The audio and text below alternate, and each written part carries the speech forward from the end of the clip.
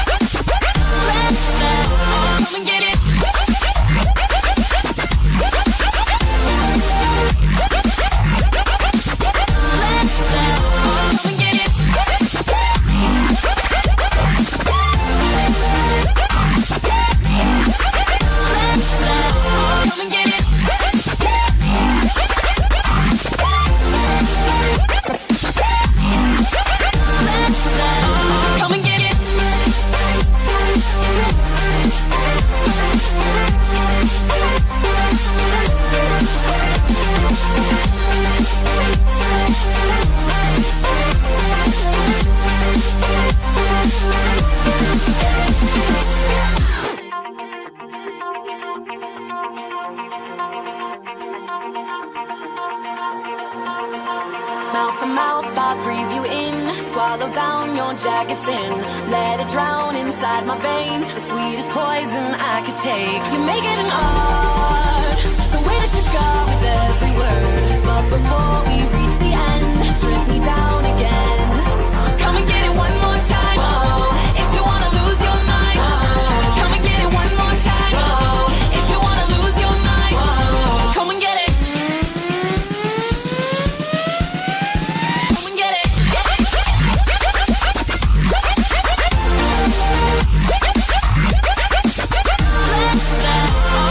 it.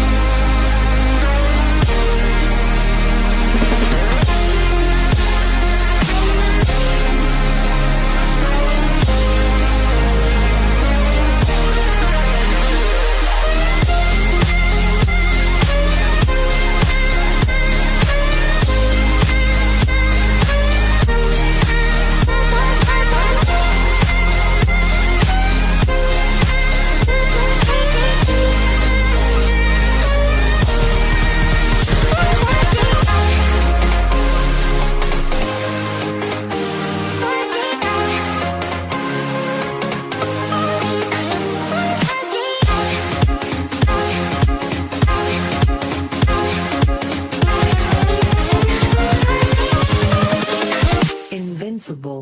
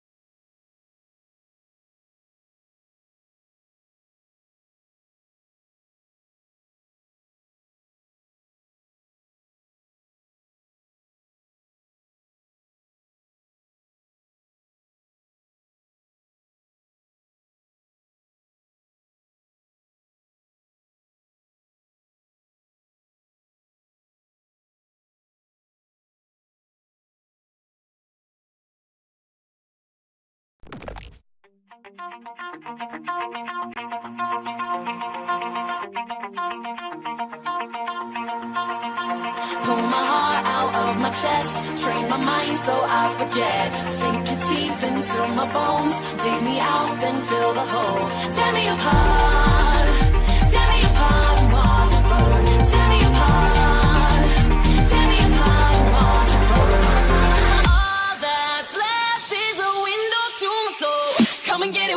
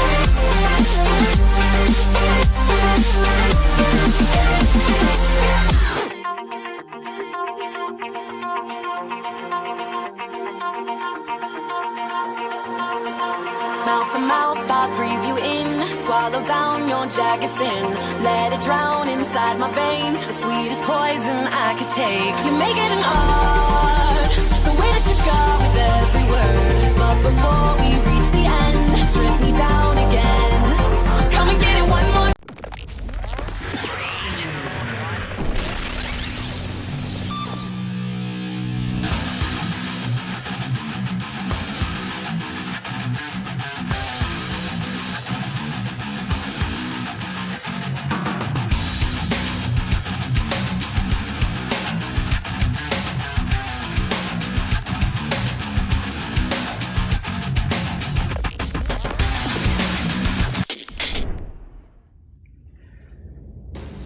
Hello everybody! How's everybody doing tonight?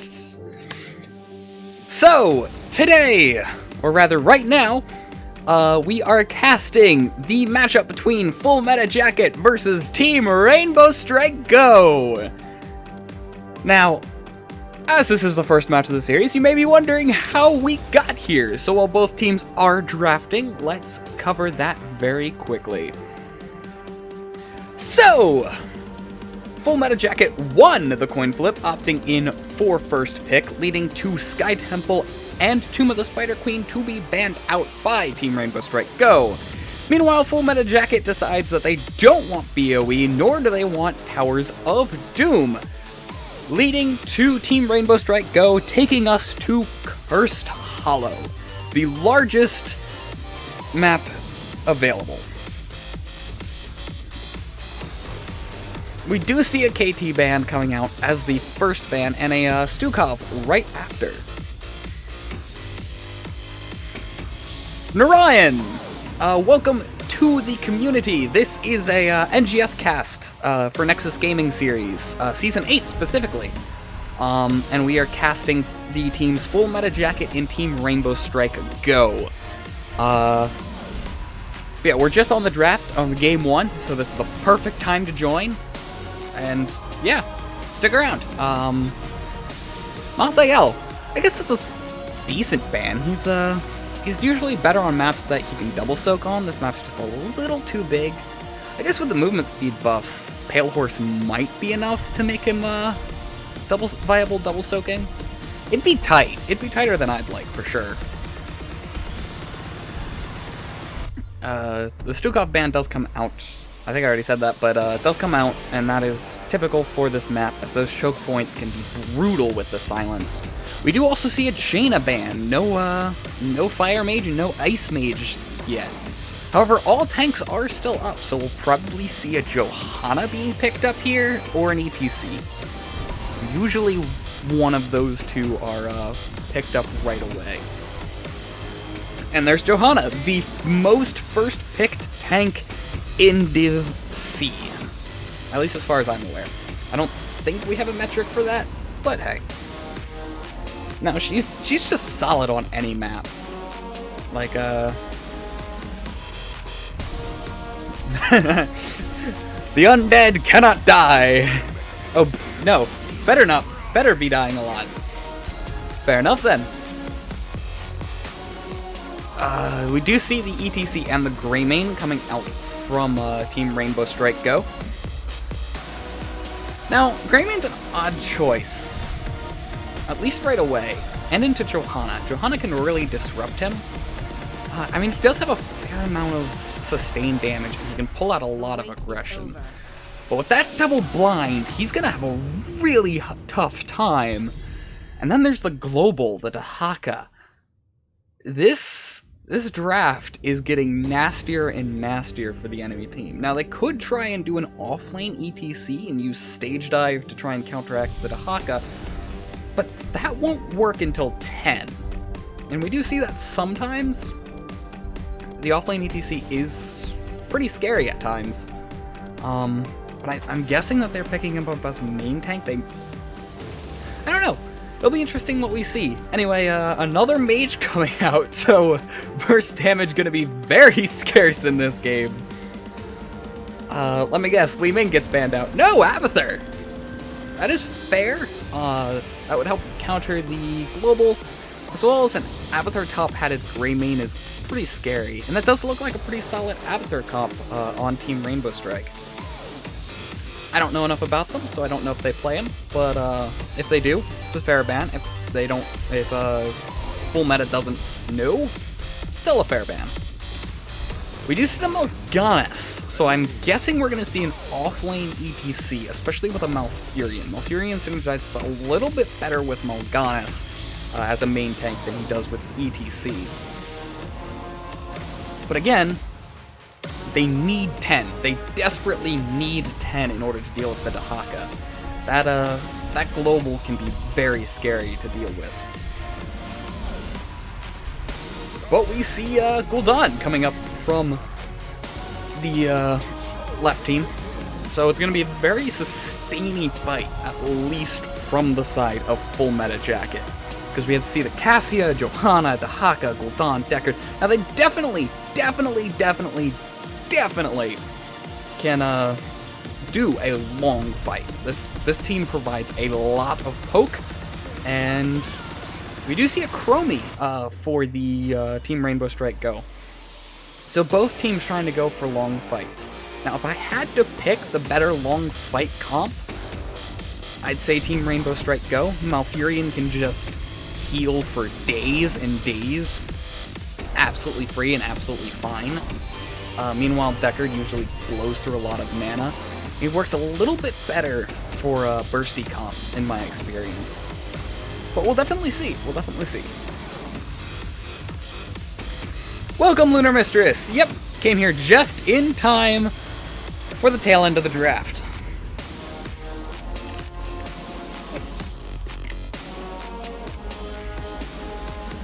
Now, like I said, they do have the ETC to help deal with the Dahaka after 10, but before 10, that's going to be... Yeah, this is going to be a bit of an issue for Team Rainbow Strike all the way up until level 10. But the ultimates on Full Meta are a little stronger, which, at least personally, would scare me a little for Team Rainbow Strike Go. They've got to play safe with that isolation there, and the Divine Shield, not Divine Shield, I forget her ultimate, the shield throw thing, and stay a while. They just have so many setups for a killer isolation, a killer fear, and just that could lead to a lot of issues after 10. But no more time to talk about that, as we have a game going on right here. So, for our left team, Full Meta Jacket, we have Runtime Logic on Johanna, Barber on Cassia, Mudis Trollin on Deckard, Undead on Gul'dan, Juggerbob on Dahaka. Oh, that's everyone. And that is Full Meta Jacket.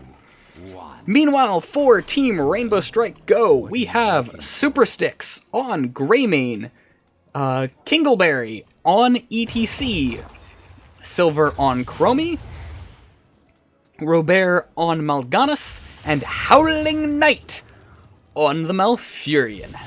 Quite fitting. Druid, Howling, I like it. Both teams not really going for any aggression in this mid-fight. As I say that, there's...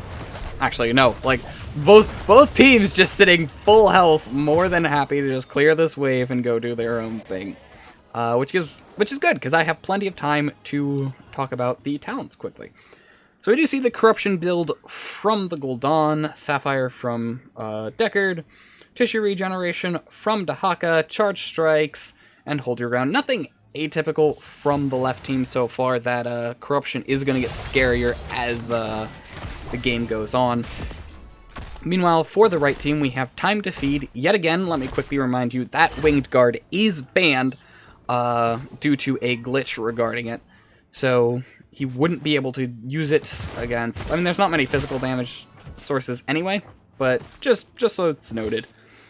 We do see, once again, for the first time, coming from Chromie, meaning that she is probably going to go for a Q build, and we see Block Party from the ETC, Viciousness from the Greymane, and Celestial Alignment from Malfurion. Again, nothing atypical for either team. Now, you do notice that the right team is picking up this Bruiser first. Meanwhile, the left team is picking up this Siege. That's because of this curse placement. If you see, the curse is in the top lane, which means that the right team wants the Siege camp, which is on the bottom lane, pushing during the objective. Which is quite terrifying, except for the fact that the enemy team does have a Dahaka. So he can be a little bit later to the fight than they might want, but can still clear the objective. However, it does look like they're trying to position for a gank on the Dahaka here. That's very difficult to do. As you can see, he just stasised and popped his essence, but that does burn the essence before the team fight. And if you're going to try and gank a Dahaka right before 4 is exactly when you want to do it. They did get 4 in the middle of that fight, and here's the Hero Stalker, which helps the sustain. But yeah, that does help him quite a bit. Now that was a very nice stasis trying to block the stun, but nope, it is enough. The Haka staying just healthy and just fine. This 2v1 does mean that the right team is disadvantaged for this fight, but that Chromie, she can poke for days if she's not punished. Speaking of poking for days, that's exactly what she's doing, trying to stack her Q. Malfurion does go down very quickly. Mal'Gana's falling as well. Chromie trying to get the interrupts, does manage to get a single interrupt. Dahaka does fall in the bot lane. So it looks like this is going to be one tribute for front wall, probably a fountain too, which could lead to an interesting event the next time the curse is in this position here. Hello, Valkimler! Welcome to the stream. The DNL is, it stands for Dark and Light. It's a community that I have been attempting to develop for quite a while. It's stagnated a little bit, but who knows? It might make a comeback. But while I'm talking about that, completely not talking about the fact that the Greymane almost got completely shredded there. Very difficult to do much as a Greymane with that double blind, and that Cassia with her damage being constantly increased. Not to mention, Ring of the Leech, that's not just her blind, that's every single blind in the game. Which means, with Johanna just throwing out those blinds and her blinds, if they can time it right, especially with Blessed Momentum here, Cassie is going to heal for almost every point of damage she deals. We do see the Mal'Ganis trying to engage here. Dahaka missing his tongue on the Mal'Ganis. To be fair, that's a very difficult tongue target. The root does come out. Is that really? Yeah, that's Eventful Roots. I guess it's good for zoning the objective and poking, considering it does constant damage. We do see the rewind coming out, pulling Dahaka straight back into the fight, which he seems all too comfortable to be. Meanwhile, Johanna is very low. Dahaka pulling the ETC, no value coming out of that. Malfurion is very low, but so is Cassia, and she does get hit with the Greymane. Meanwhile, they're rotating in to try and get yet another kill. Sleep does come out on the Deckard. And Chromie's Q, just to seal the deal. We also do see the invade coming out here. This camp's not gonna get too much value for the right side, however, it does deny this pressure during the objective to full meta jacket, which you cannot discount. That is not a small deal, especially considering it's a bruiser camp, which means, yeah, it's a 4-minute timer. The next objective is, speaking of bruiser camps, it's right next to this bruiser camp, which they're doing exactly what I was thinking, which is using the fact that the objective's here to grab their own bruiser camp very quickly and try and apply a little bit extra pressure in that mid lane. And we should see the value because it will not likely be answered, that will burn this forward gate. Velcomer. Sorry, my bad.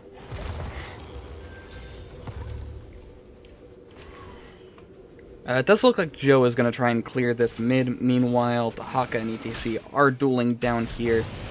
We do see the stage dive that I was talking about. So this is on a very similar cooldown to Tahaka's Z. So ETC can just kind of go wherever Tahaka does. And in fact, can actually position regardless of silly things such as bushes. His trade is very even for the time being, except for the fact that ETC's mana is very low. And it does look like Greymane's going to try and get the other, another gank. Which didn't work out so well the first time, but it looked like it worked out pretty well the second. Either way, he's positioned for this objective, so it's perfectly fine. Beautiful cursed bullet onto the, Tahaka, leading straight into a kill. Now, just a quick reminder that Cursed Bullet does not deal 40% total health, that deals 40% current health, which is actually a very big thing to distinguish, because that's when you want to use it. You don't just want to use it on a tank, you want to use it on a tank right as the fight starts. With that Tahaka kill, though, speaking of, there's another Cursed Bullet, keeping Johanna very low and unable to do anything, which almost guarantees the curse for Team Rainbow Strike Go. However, Team Rainbow Strike Go does get feared away from the curse and does lead to a Mal'Ganis kill. However, this is a 2-for-1 trade as both Cassia and Johanna do go down. Greymane trying to get out of the fight. Stage Dive does come in to try and prevent the escape. Tahaka's also there to try and participate in the fight. Curse Bullet coming out yet again, and this is the first curse of the game to Team Rainbow Strike Go. Now, they don't have a ton of siege in this 3-man. A lot of their siege is in this Greymane, which is why he's going top, which is their boss lane. So in all honesty, this 3-man is actually probably just as good at sieging as Greymane. Which, if you're on the side of Full Meta Jacket, puts you in a bit of an awkward position. As you aren't quite sure how to answer the threat, but Cassia does have the blinds to help disrupt that siege. And like I said, she is going to be healing off of all blinded targets. Does look like we're seeing an awkward 4v4 here. Gul'dan not really wanting to take part in it, at least not on that side of the fight. Second fort of the game goes in favor of Team Rainbow Strike Go. Tongue does go out onto the Mal'Ganis. Tahaka using his burrow to try and get some heals and dodge a little bit of CC. Everyone's staying pretty healthy right now. Isolation did go out onto the ETC, who's frankly not caring too much.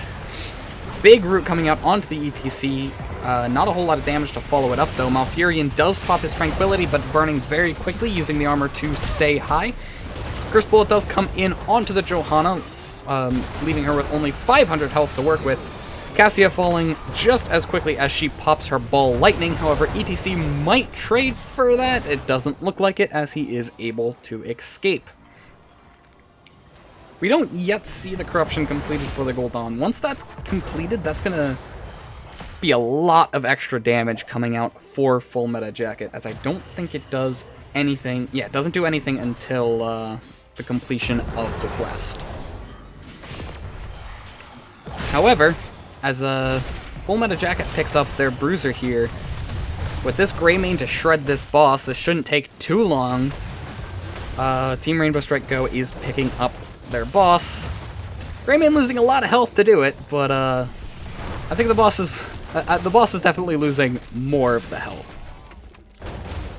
Full Meta Jacket did sniff out the boss and is trying to get their own. However, this the red boss is pushing on to keep, whereas theirs is pushing on to fort. And it looks like Team Rainbow Strike Go wants to try and do an invade here.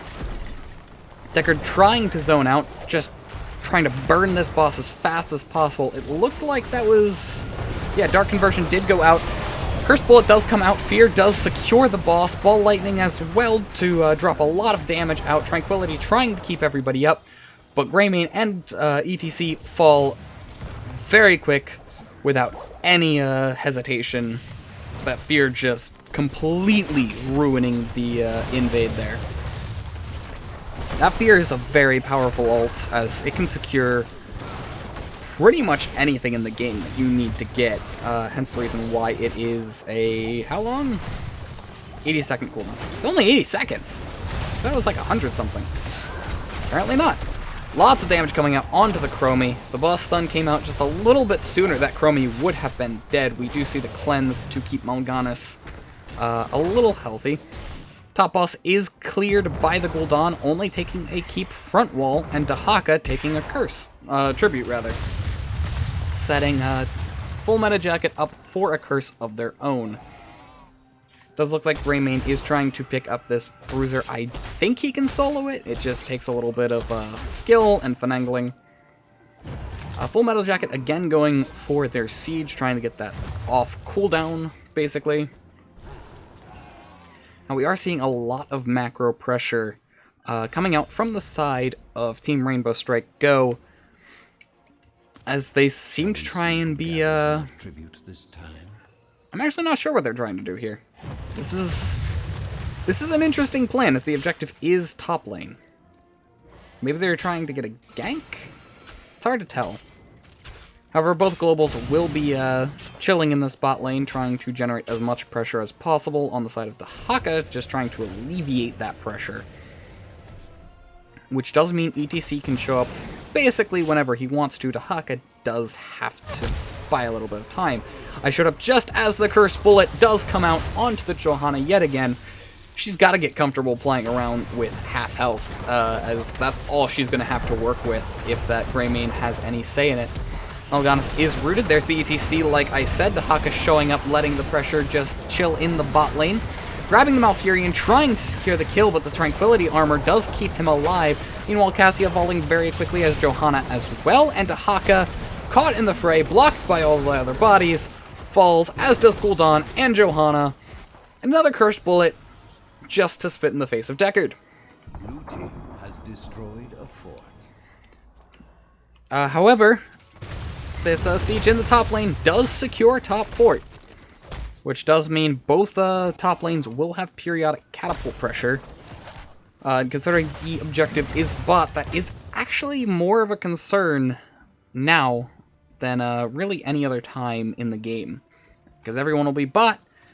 Again, the Dahaka can try and set up the wave as best as he can. And yeah, there's a lot of opportunities for Full Meta Jacket to come back in this game, let alone in the series of 3.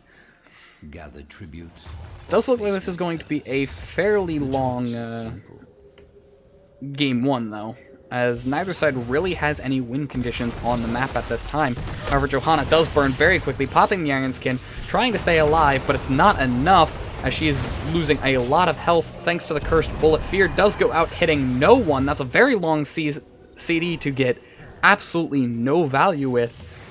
And again, Full Meta Jacket forced to retreat on this fight. They can attempt to re-engage, but with a Johanna with no health, that's a very risky play, not to mention the waves are very much in favor of Team Rainbow Strike Go and need to be answered. Team Rainbow Strike Go does almost have 20s, though, meaning that Full Meta has to try and force a fight here. However, this is very much not the type of fight that they want, as Cassia's already burning very quickly, and this was a 5v3. Getting that kill will help secure 20s before the next objective. It was a little questionable with the lanes being pushed up as they were, but this is absolutely 20s for the next objective for Team Rainbow Strike Go, which puts you in a very difficult position if you are Full Meta Jacket. You have to try and decide whether or not it's worth fighting under 20s, or if it's worth just giving the curse. However, Team Rainbow Strike Go seems to think everyone's going to be contesting this. Either that, or they're waiting on this boss. Nope. They thought they were going to try and be able to catch the people in the rotation, but it looks like this is going to be a give on the side of Full Meta Jacket. I'm not really sure you have any other choice, to be honest. I mean, you have that camp top, which will help alleviate the curse hardcore. You have all keeps up. You can sacrifice the curse without sacrificing the game. Either way, this puts you in a very difficult position, and you have to deal with it, and you cannot fight. You desperately need to try and get every bit of XP you can. Maybe try and get a kill to try and use that underdog XP to help you up.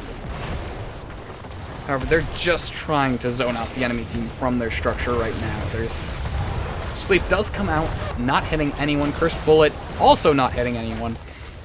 Meaning this engage is not going to be super great. The bit of counter synergy there with the Condemned pulling people out of the root. However, the big root onto the Malfurion and Mal'Ganis, silence onto the Mal'Ganis.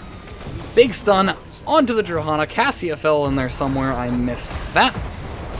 However, they're now positioning for a core ending scenario. ETC is very low. Mal'Ganis is a lot less healthy than he'd like to be. And that corruption can get a lot of value. However, with that Deckard kill, that puts Full Meta Jacket in a very uncomfortable position with a Greymane on the core. They might be able to do something about it, but everyone at this point is healed back up. Are these, is this Bottomless Flasks? Oh no, Deckard's on the other team. However, that is GG in favor of Team Rainbow Strike Go.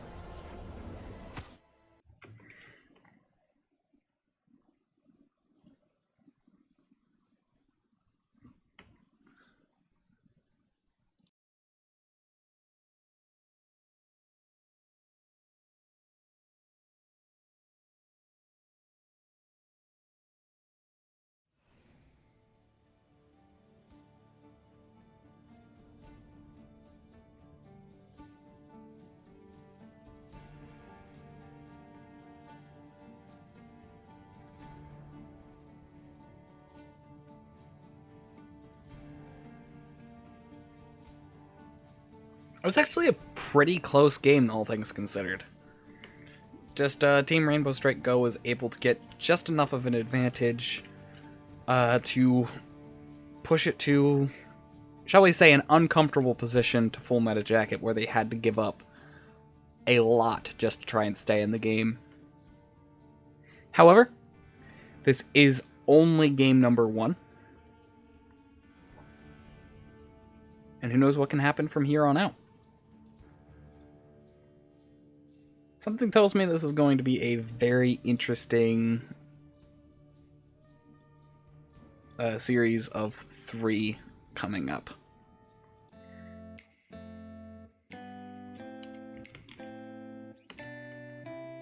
Now, I'm going to start trying to set up the next game. Meanwhile, I'm going to pull up the poll, which taking a little while to pull up. So just give it a second.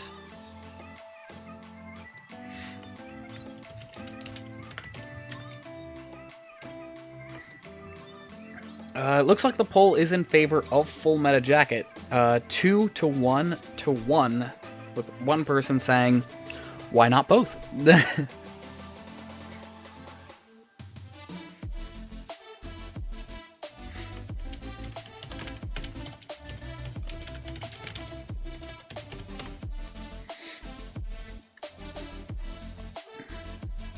Alright, looks like...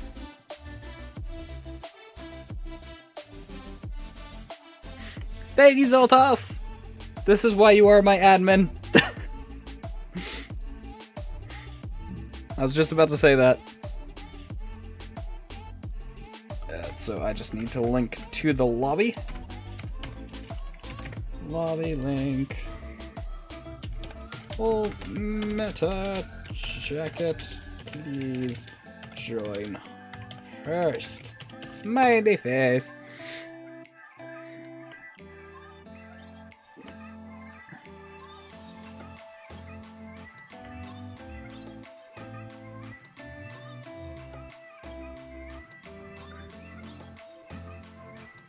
Hey, it worked this time.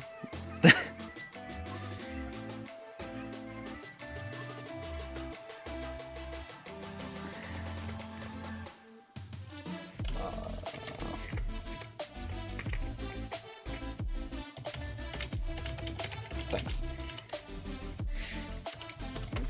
I am very interested to see how this next game goes, as it seems like, not gonna spoil too much, but Full Metal Jacket is picking map pick for this one.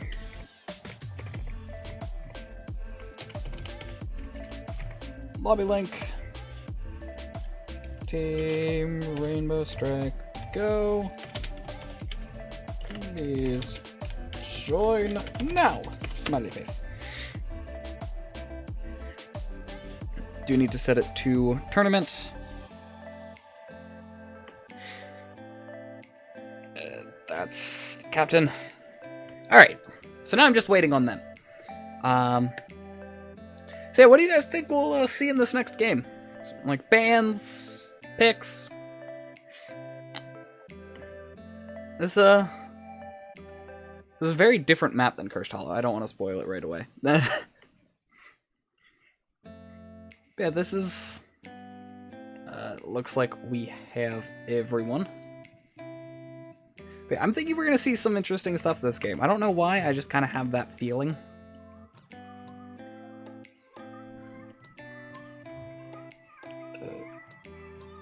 Everything set right. And just make sure all the captains are in fact the captains, and so on and so on. Let's actually check the poll again. Looks like it hasn't changed. It looks like everyone voted. Thanks again for spending your thanks for spending your time here. I know there's a lot of casts going on. Some heroic, some A. I think there's some B. Just today's a busy day. Today's a very busy day for casts. So thank you for joining me here. Lunar Mistress predicts at least 2 team fights. I'd say that's accurate.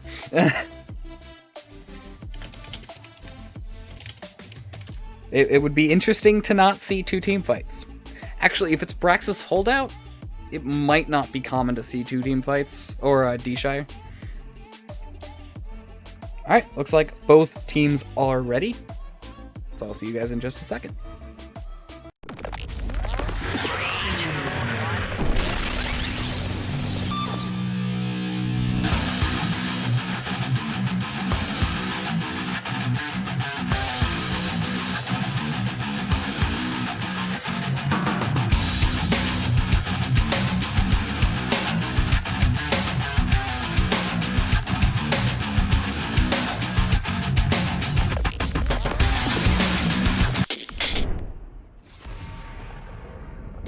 Welcome everybody yet again to game number 2 in our series of 3 between Full Metal Jacket and Team Rainbow Strike.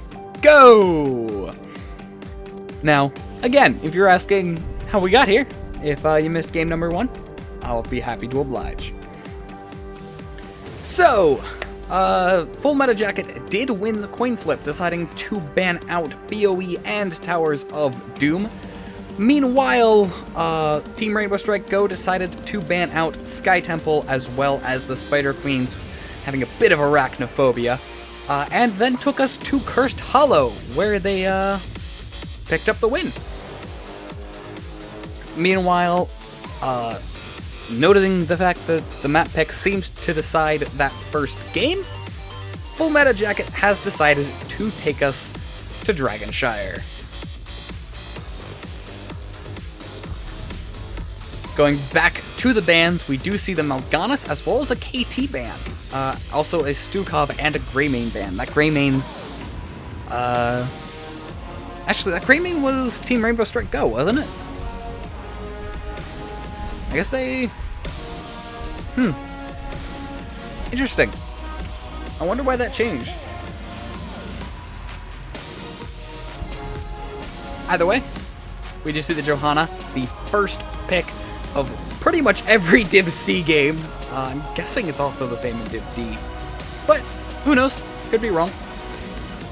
I'm still very interested to see what we'll see here. Probably an ETC picked up right here, as they only have 2 picks before the next ban phase. No, we see a Jaina, and there's the ETC. So maybe a Rainer ban here? It is interesting that we don't see a Rexar yet. That's he's pretty strong on this map. I'm trying to think of other people who are just... There he is! There's the Rexar! And a Zeratul! Zeratul, it's been a while since I've seen a Zeratul. This might be something to note for team scouting here. That the Zeratul was picked. It was picked right before the next ban phase. Which, again, I think is important to note.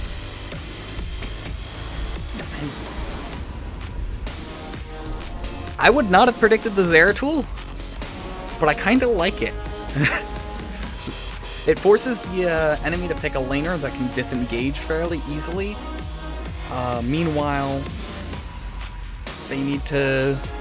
Yeah, meanwhile they need to just deal with him on the back line, as he can easily blow up a Jaina.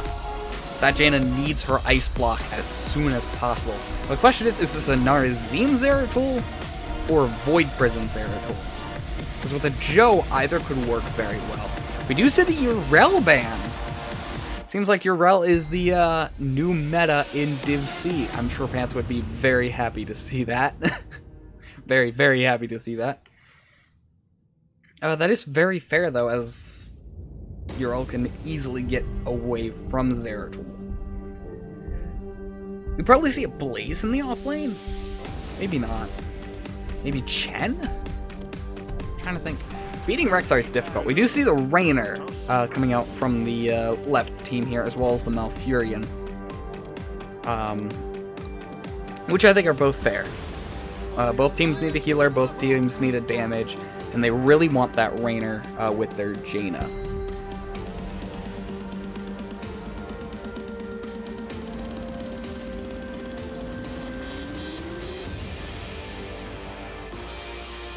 Yeah, I'm very curious to see how this game goes.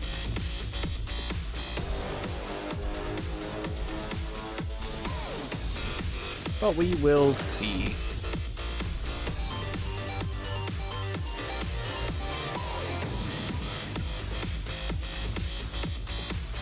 There we go, Arrow. That should fix the issue. Hopefully.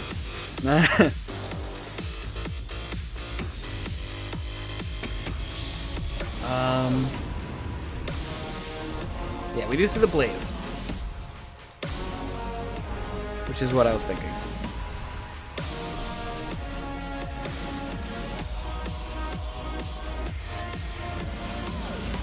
However,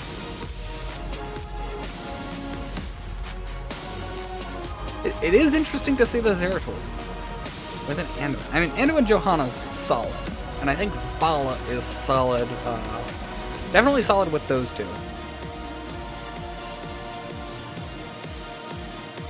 I gotta say, I'm not sure.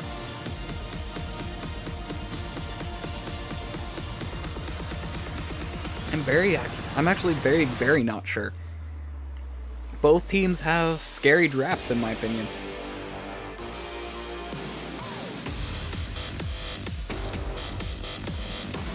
There's a lot of roots, especially after 10, and a lot of slows on the side of,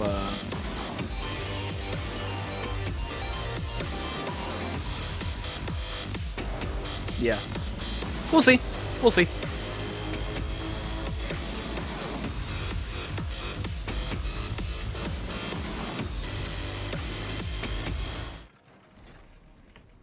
Alright, here we go.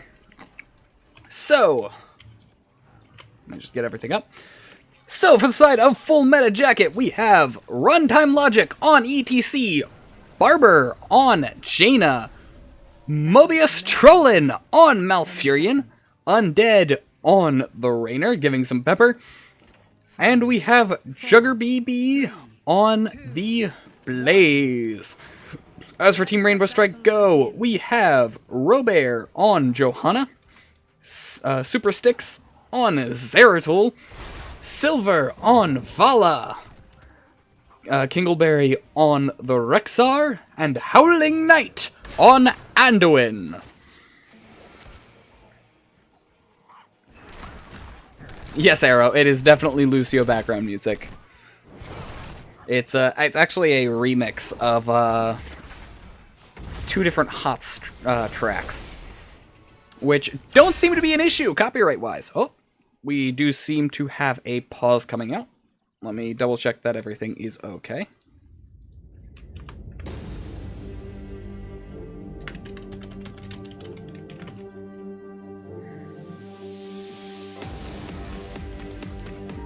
Yeah, like I said, I'm still very curious by this strap.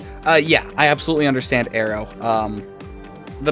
I was playing the music into my headphones to hype myself up as well, and I didn't think about the fact that I'm close enough to my mic that that's probably going to be picked up. But hey.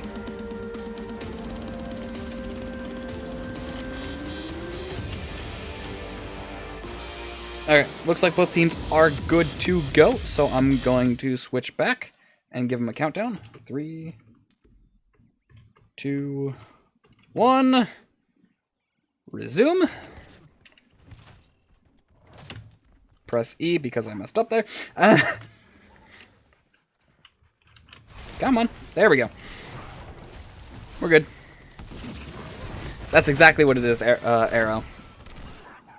Yeah, I haven't had any copyright issues with it, and I love it. It's hype. It hypes me up. I hope it hypes you guys up. Yeah. One thing to note, Zeratul really isn't a hero until 4, and even then, actually no, it really isn't a hero until 7. So, similar vein to Varian, you gotta play very safe, and just kind of be aware of invades, and just not really take any fights that you don't think you can win out the Zeratul.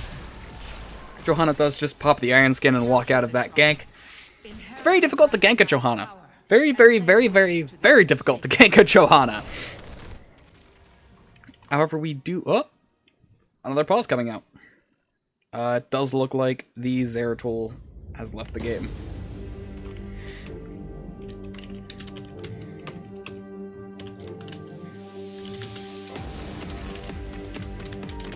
Get the bugs out before the game gets really underway.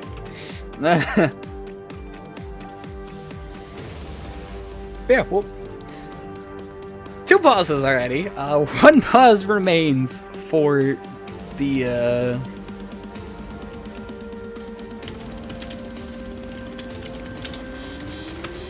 There. I think we're good. Sugar Bobs are. Alright. We're gonna do another countdown. 3, 2, 1. Resume. And we'll play with a bot. I mean, you're running out of pauses, to be fair. Alright, looks like we're good to go.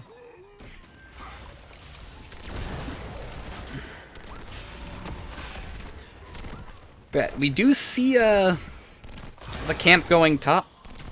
This is going to get interesting, so I'm probably going to sit here for a bit. Yeah, that camp is going to make Blaze's life hard. He really can't clear it. Speaking of hard, that Vala gets rooted in a blizzard right onto her face. If that was a little bit faster, that Vala would be hurting hardcore. That would not be fun. But yeah, oh well. Meanwhile, Zeratul getting rotated on. Should be able to just blink out, but that root puts him in a bit of an awkward position, but he manages to walk out. Channel is up and available for Team Rainbow Strike Go, putting Full Meta Jacket in a very difficult position as they desperately need to get this bot point, as it's going to be very difficult to, with Blaze up top with no health or mana, just trying to get the XP globes and probably wait out his sippy cup.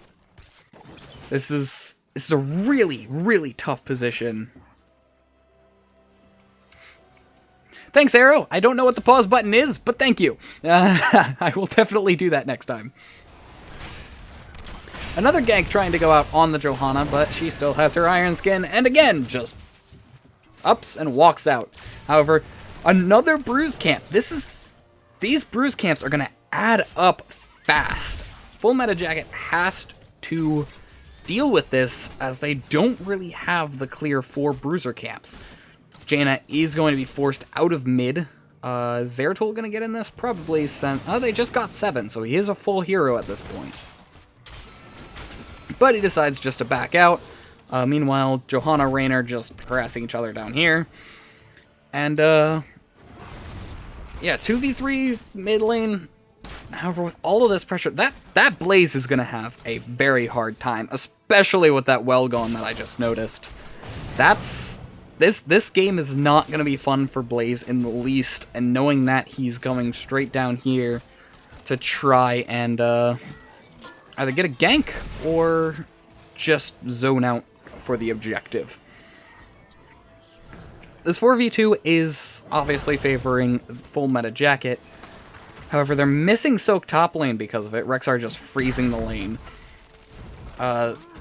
Team Rainbow Strike Go can pick up their camp. Johanna decimating bot lane and just zoning Raynor out for days. I mean, his health is so ridiculously low. So these camps, objective, everything is allowing Team Rainbow Strike Go to just get a huge advantage here. This is now a 3v2 in the mid lane with ETC dropping very, very quickly. Attempting to get the interrupt. Just barely staying alive with single digits. If that Zeratul W hit, that would have been a dead ETC right there. Malfurion trying to poke as well as stay alive. And they just barely managed to get top with the help of Jaina with that Blaze. Again, it seems Full Meta Jacket is just on the back foot here, desperately trying to catch up as they're just running around in circles, just dealing with Rainbow Strike, yeah, Team Rainbow Strike's antics. Raynor's so low, just sitting down here, trying to do all he can, but the channel is yet again up and available, and with 10 advantage. We do see a Narazim, Zeratul, and a gank onto the Malfurion, with Zeratul taking tower shots. Fair trade. A pull for Malfurion, and it looks like they are going to get a Dragon Knight with this too, with Misha Bear zoning. So this is only a 6-minute Dragon Knight. Probably only going to get a front wall, maybe a fort if they manage to get a kill or two with it. But either way, I mean, Zeratul is harassing this ETC quite a bit. It does go out onto the Raynor, but nothing to follow up, really. Dragon Knight just trying to get some damage out there, waiting for the minions to catch up. Only 35 seconds or so on this Dragon Knight left. With that, he's trying to take it mid, it looks like, to try and either catch the soak or just get another front wall. Like I said, 6-minute Dragon Knight, not going to get a whole lot, but will start setting up the win conditions for Team Rainbow Strike Go. And this is exactly how the first game went so far. OETC getting knocked away very far. He's completely out of this fight at this point. Light Bomb does go out onto the Blaze, who doesn't have mana and is immediately blown up. And Dragon Knight does go down. This 2 front walls from the Dragon Knight is not super atypical from this stage of the game. You could get a little bit more value, but that's, like I said, it's not atypical. Peeling does go out for the Raynor, who I think was fine on his own, but you can never really over-save him at this stage of the game. We are seeing Full Meta Jacket picking up a camp first this time. That does help them get a little bit ahead on the macro pacing. But this poor Blaze's fort, he's soon not going to have anywhere to retreat to. And he's trying to pick up Soak.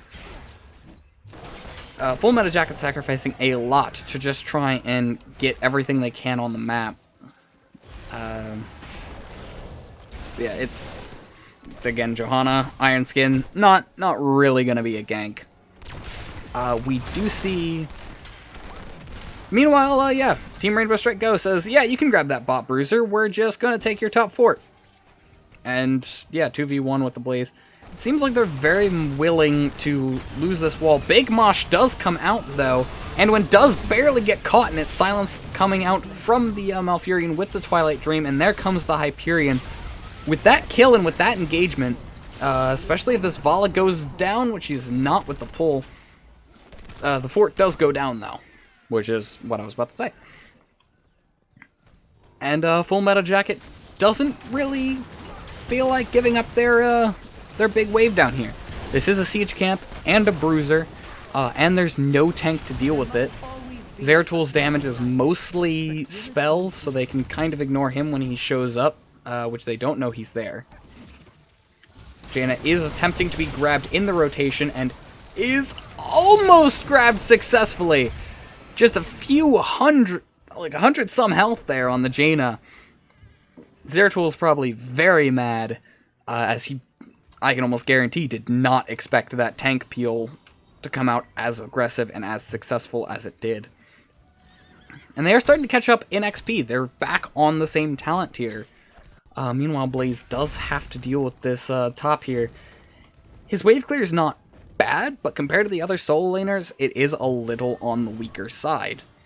However, again, Full Metal Jacket is forced to defend on this midpoint.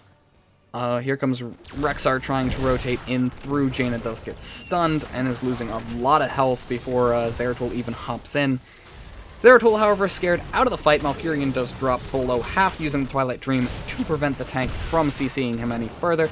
Stun does go out onto the Jaina, as well as the Blessed Shield onto, I couldn't tell who all that hit. Johanna does use the Iron Skin to survive with her few hundred health that she had. Without that, she would have definitely been dead, but that's how Johanna's work. So it does look like this mid-fight was won more or less by Full Metal Jacket. However, they aren't going to be able to get this top point, as Blaze just cannot fight for this point from the Rexar. And this bot point is still very much controlled. Zeratul just sitting invisible in plain sight. Lots of aggression does come out onto the Vala. However, that does seem to be a bit of a bait, as a big slow does go out onto the Raynor. Mosh just to deny some damage. Raynor is managing to walk away. Malfurion as well. Big stun from the Vala onto the ETC. Pretty much everyone on the left side here is below half. Meanwhile, I did hear the boars come out from the Rexar, which seemed to secure the Jaina kill. And there's the Zeratul using his teleportation magic to secure the Blaze kill. With 2 people down, this Dragon Knight is going to get a lot of value, especially being a 12-minute Dragon Knight.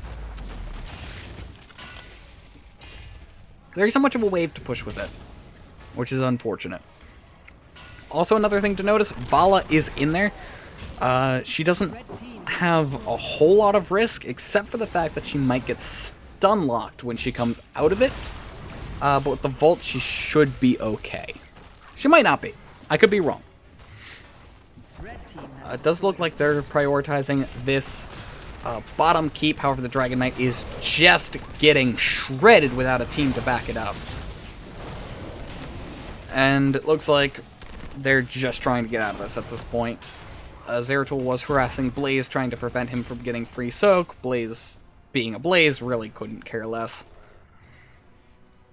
And there's a dance from the Dragon Knight. Just sitting there, little bit of health, just burning the last little bit of time. Now, I am curious how Full Metal Jacket comes back from this. They're definitely on the back foot, but they've started to adapt in the middle of the game, and these fights have started going into their favor. Raynor does have a ridiculously powerful 20 if he can get people low. And that is something that they do need to be aware of and do need to utilize. Speaking of utilize, they're trying to utilize this time to just burn this siege camp. Little do they know, though, this invade coming out onto this bruiser. That's going to be 2 bruiser camps pushing up onto the top lane. They probably guessed it at this point and are just trying to grab this bottom bruiser. I'm guessing they hearth after this. Yep, they started hearthing. Going straight to the defense. It looks like ETC will arrive first. Meanwhile, red team Hearthing as well. This double bruiser with a Rexar. This is scary, especially with as little wave clear as left team does aside from Jaina. Which they did just get knocked out of the blizzard there. But it looks like they're able to just clear it up without Rexar. To be fair, Bridge of Death, no one wants to fight on the Bridge of Death. Prepare yourselves, heroes. The shrines will soon be activated. Though full meta is on the back foot and they don't yet have 20s, they can force a fight here. They have all their ultimates. Both sides do have their ultimates up, but the left team has longer cooldowns and, in my opinion, a little bit more value in their ultimates. However, they do need to find that Zeratul, who's just sitting in that bush. That's gonna... And they found him! Never mind! Dragon Knight's power is yours. Yeah, both teams just trying to, like, get the Dragon Knight. Right team's trying to avoid fight till 20, which they just got. Now again... Yeah, now again we see the 20 versus not 20 situation. Which, to be fair, Full Meta Jacket did very well in. However, I don't think... Yeah, I don't think it'll work for them this time. They've got to try and split up the enemy team, and they've got to try and fight, because they cannot give up another Dragon Knight. Not at this point in time, but at the same time, they desperately need 20. However, unlike last time, where all their waves were pushed up for the, the 20 fight, and they were able to try and get the experience that they needed, they can't this time, and the ETC just getting absolutely blown up. Same thing with the Malfurion, just getting absolutely shredded. However, 2-for-1 trade and a Dragon Knight.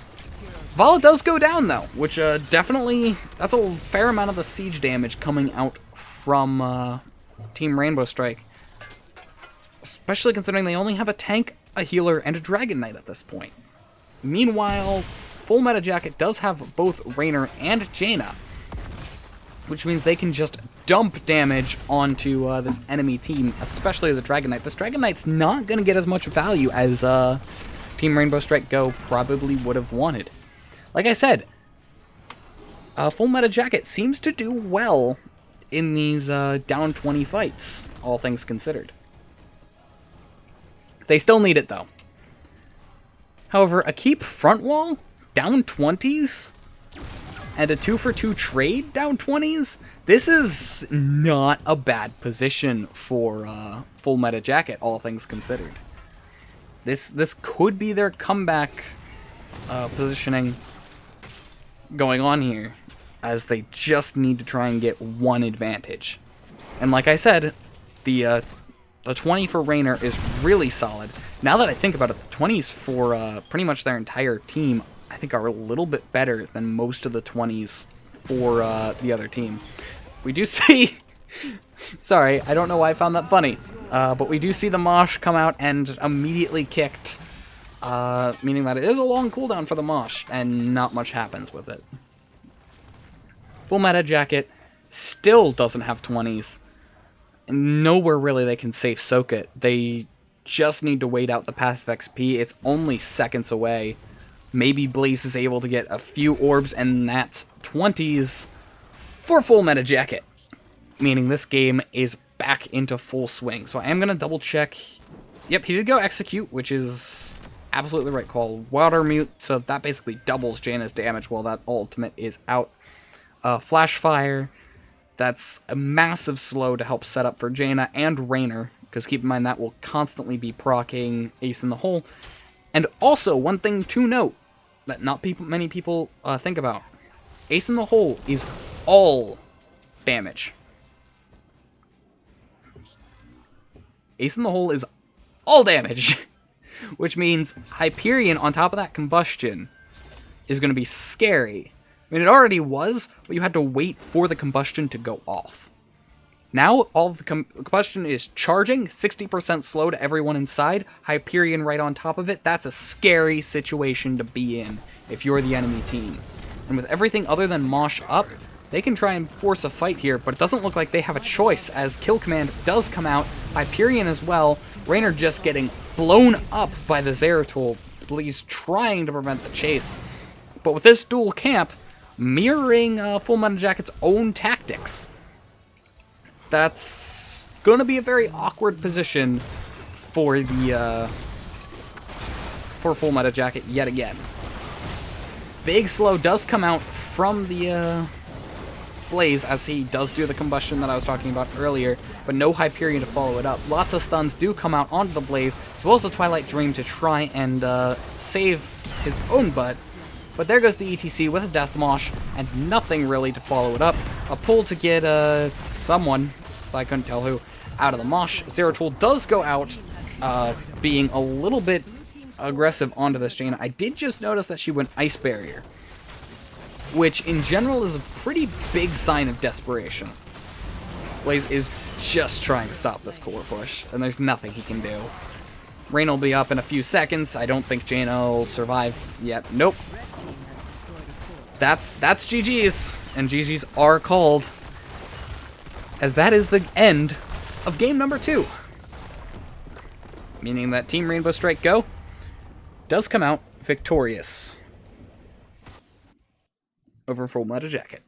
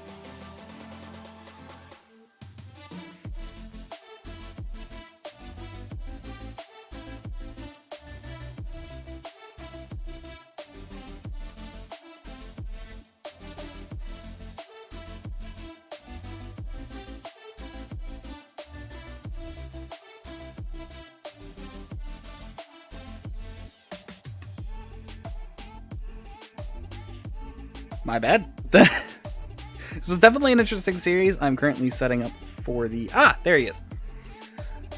Hello! Not much. That was a really solid series for you guys.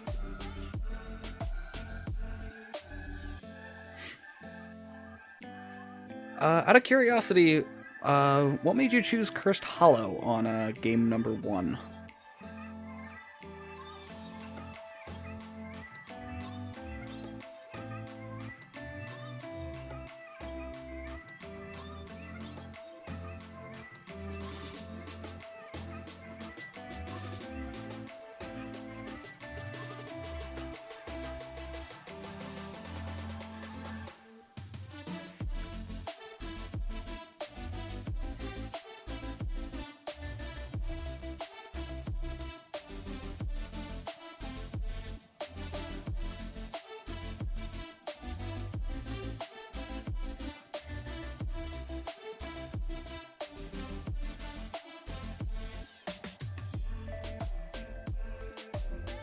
Okay.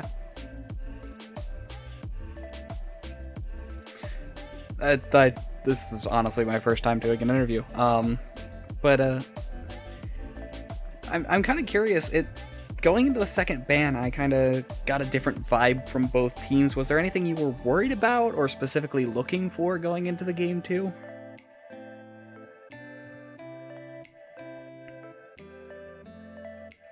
like the draft bans and draft picks specifically. Like, you banned out the Greymane, which you guys had really solid in game 1. So I was...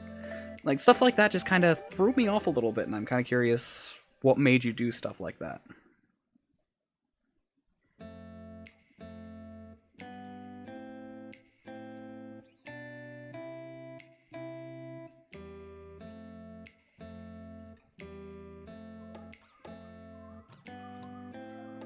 Like, kind of the transition of when they would get banned versus what they started leaning on later. So then we were trying to identify what were the biggest threats and, you know, what we could kind of deal with and kind of not. So for one, it was kind of like in our mind, we knew they had a great Greymane player. Shout Okay. out to that guy. I can't remember off the top of my head who was the player, but and we know we were pretty good at it too. So it was a matter of like, all right, are we gonna let them have it, or are we gonna take it ourselves? Because we knew that it's very, very likely that they could have picked it in the next round. You know, and then, you know, when you play the percentages, I mean, they were like 83% win rate Greymane with a significant amount of games. So we're just like, do we want to deal with that? And the answer was no, we did not. So that's Very, very fair. kind of an example. Yeah. And the other one was Stuck Off. They have a good Stuck Off player. I mean, a lot of their guys are really good at what they do. So we just tried to, you know, we noticed they were kind of... Sorry about the audio, crossovers, guys. so I just fixed it. we're trying to figure out combinations that would work well with each other. It's like, okay, well, if we let this one through, what's going You guys to didn't miss much. enhance their ability to do their job even better? And that's pretty much how we went about our drafts. Do you have a question about any bans or anything, or any picks specifically? Yeah, no, just the Greymane, like I said. You guys played a really solid Greymane in game 1, so it's really unusual to see someone play something solid and then ban it themselves. Yeah, I think it was a combination of things, right? So they had first pick in game 1, so then we had to determine what they were going to prioritize, and then once we had a guess of what they were going to do, then we just kind of took what they could have followed up with as an example. That's kind of what we were doing in game 1, but then also knowing that there could be a threat in game 2. Okay. We pretty much were just kind of rolling the dice, a lot of different scenarios, and it just ended up working in our favor for both of the games for different reasons. Well, it definitely did work out for you guys. Yeah. It did this time. We're very pleased with our performance. That covers pretty much all my questions. You got any shout-outs that you want to make quickly? Oh yeah, just shout out to the guys in our team. I know Killer Fry. He would normally be here, but he couldn't. He had some family stuff that came up. Shout out to Styx for filling in last minute, and really just congrats to our team just for hanging tough. We've had a hard couple losses and they've been tough. I don't think a loss is ever easy, you know, but we're just trying to learn on some stuff. And shout out to Full Meta Jacket. I mean, it's always surprising when you lose special. They probably thought they had the edge, and honestly they did. And I think we just kind of played a little of a chess game, but I think given the opportunity, they're not going to make the same mistake. So shout out to them. Thanks for giving us a great competition, and yeah, that's pretty much it. Yeah, neither of the games were a shutout. And actually, no, that's not it. Thank you for casting our game. Appreciate it. You're very welcome. It was a pleasure. It was very entertaining to watch. Cool, awesome. I'll have to go watch the replay and we'll go pick ourselves apart here. Sounds like a plan. All right, cool. So I'm going to wrap up here, and yeah, great games. All right, cool. Thanks again. Very welcome.